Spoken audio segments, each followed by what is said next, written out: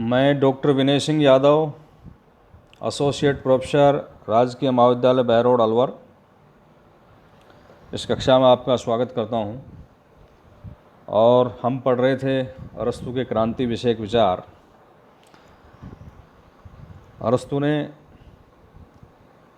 क्रांति का जो विचार प्रस्तुत किया है वो विशिष्ट है, क्योंकि जो सामान्य अर्थ है उससे अलग अर्थ क्रांति का अरस्तु ग्रहण करते हैं।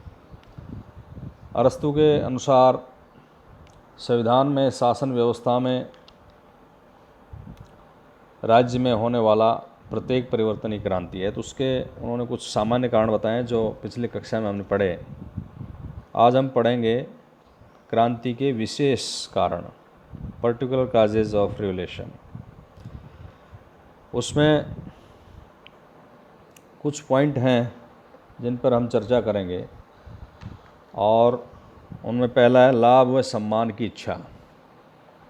अर्थात प्रत्येक व्यक्ति लाभ और सम्मान चाहता है। लाभ एवं सम्मान दोनों उसके व्यक्तित्व के विकास के लिए आवश्यक हैं और विकास के सूचक भी हैं। यदि राज्य में योग्य व्यक्तियों को लाभ और सम्मान नहीं मिलता हो और अनुचित तरीके से अयोग्य व्यक्ति लाभान्वित और सम्मानित किए जाते हैं, तो ये स्वाभाविक है कि जो व्यक्ति लाभ और सम्मान की प्राप्ति की योग्यता रखता है और उसे उसकी प्राप्ति नहीं होती, तो उसके हृदय में विद्रोह की भावना उठ जाती है और आगे चलकर राज्य के ऐसे ही पीड़ित और असम्मानित व्यक्ति क्रांति पैदा कर देते हैं। तो क्रांति का पहला विशेष कारण हुआ लाभ और सम्मान की इच्छा। दूसरा है शासकों की धृष्टता। क्रांति में शासकों की धृष्टता का भी बहुत बड़ा हाथ रहता है।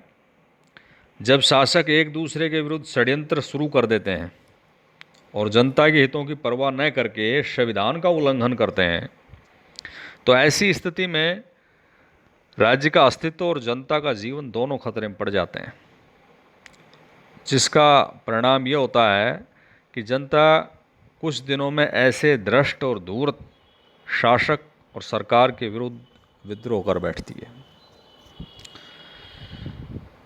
तीसरा है भय और तिरस्कार। कैसे भय और तिरस्कार क्रांति के कारण है? क्रांति भय से भी उत्पन्न होती है। प्रथमतः अपराध करने वाले व्यक्तियों को दंड का भय बना रहता है कि मुझे राज्य से दंड मिल सकता है, अतः दंड से बचने के लिए वो विद्रोह कर देते हैं। द्वितीय, ये भी कारण होता है कि यदि राज्य में व्यक्तियों को ये पता लग जाए कि उनके विरुद्ध अन्याय होने वाला है, तो उसके प्रतिकार के लिए क्रांति कर देते हैं। एग्जाम्पल दे सकते हैं हम यहाँ। रोड्स के गणमान्य व्यक्ति जनता के विरुद्ध षड्यंत्र कर बैठे, क्योंकि जनता ने उनके अभियोग के विरुद्ध मुकदमा कर दिया था, अतः अभियोग से बचने के लिए क्रांति करना उन्होंने आवश्यक समझा। तिरस्कार कैसे क्रांति का कारण है? जब हम प्राचीन इतिहास का अध्ययन करते हैं तो पता चलता है कि अनेक राजाओं ने तिरस्कार के कारण विद्रोह किया है।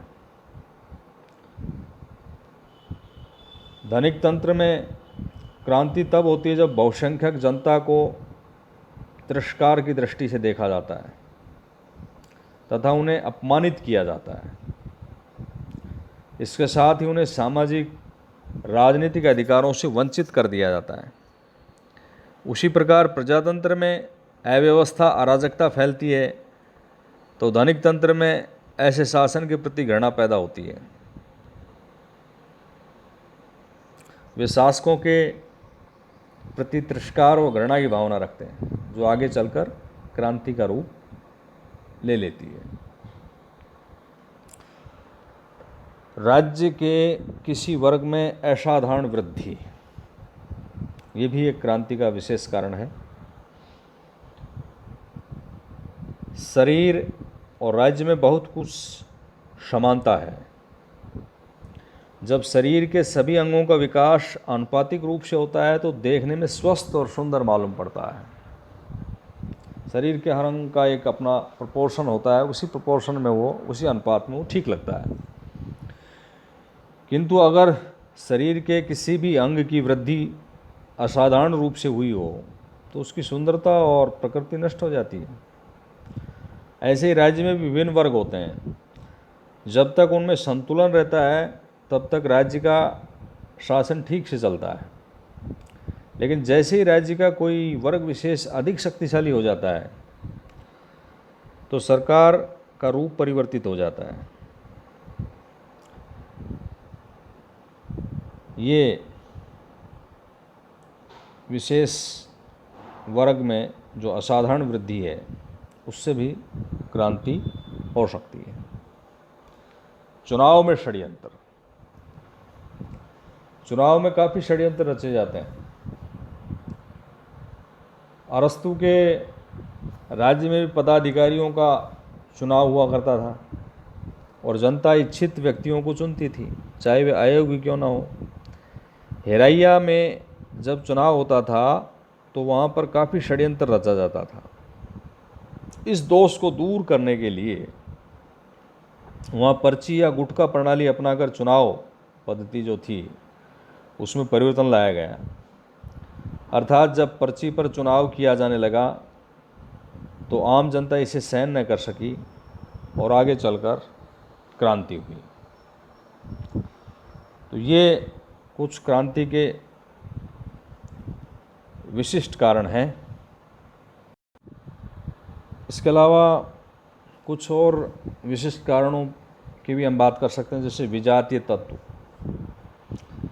किसी राज्य में किसी बड़ी संख्या में विदेशी तत्व यानी विजातीय तत्व होंगे तो भी उसकी स्थिरता के लिए खतरा उत्पन्न कर देते हैं। वो ऐसे लोग न केवल स्वयं विद्रोह कर देते हैं बल्कि जनता के नागरिकों में को भी भड़का सकते हैं वो।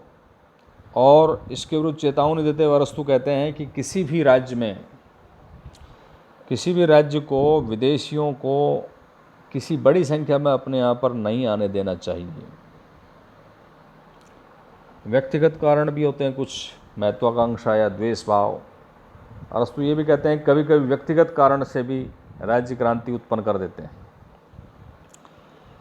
जो लोग बहुत अधिक महत्वाकांक्षी होते हैं परंतु शासन सत्ता पर उनका या तो कोई अधिकार नहीं होता, उससे वे संतुष्ट नहीं होते, तो वे सत्ताधारियों के विरुद्ध विद्रोह कर देते हैं। इसी प्रकार कभी कभी दो व्यक्तियों के बीच किसी व्यक्तिगत मामले को लेकर भी कलह हो जाता है और उसके परिणाम स्वरूप भी क्रांति हो सकती है।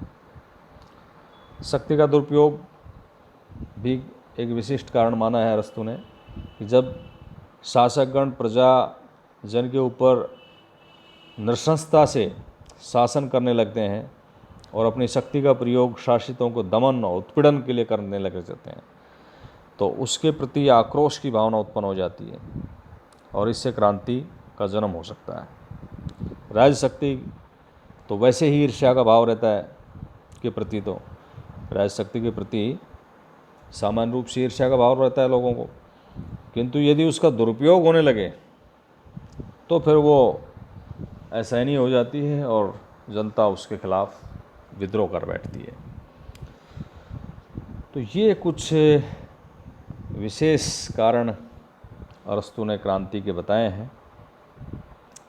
इसके अलावा विभिन्न प्रकार के संविधानों में क्रांति के कारण अरस्तु ने बताए हैं, जिसमें अलग अलग शासन प्रणालियों में क्या विशेष कारण हो सकते हैं। तो उसमें एक एक करके हम चर्चा करेंगे उस पर। और उनमें है जैसे प्रजातंत्र है, धनिक तंत्र है, कुलीन तंत्र है,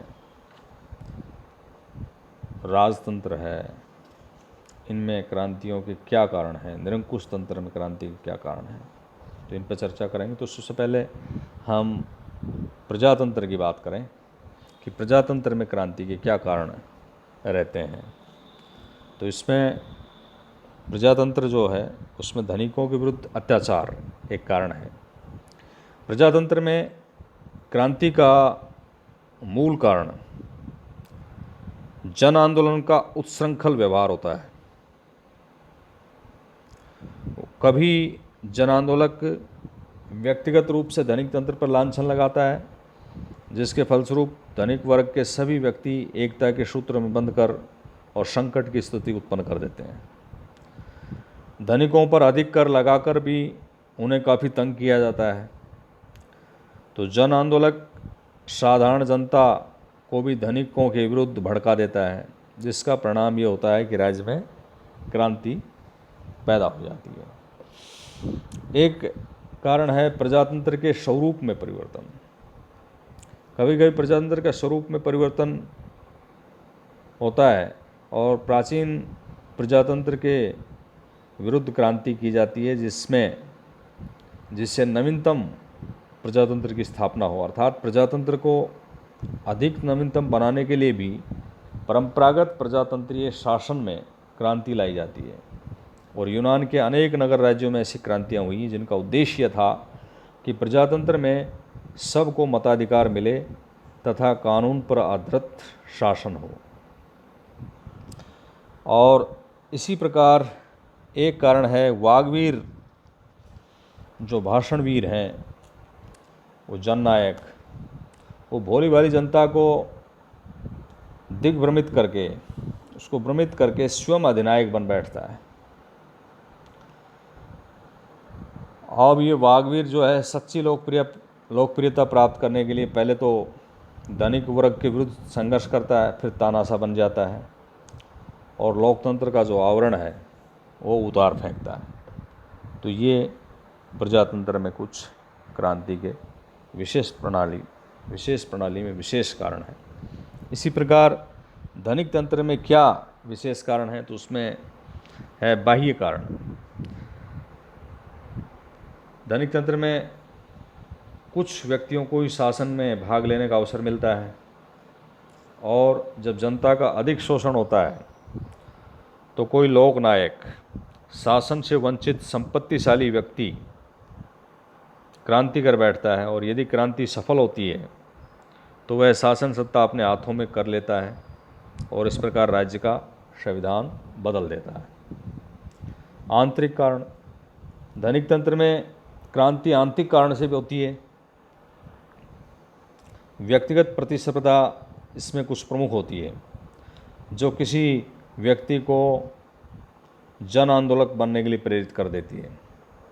अब धनिक तंत्रीय जन आंदोलक दो प्रकार का होता है।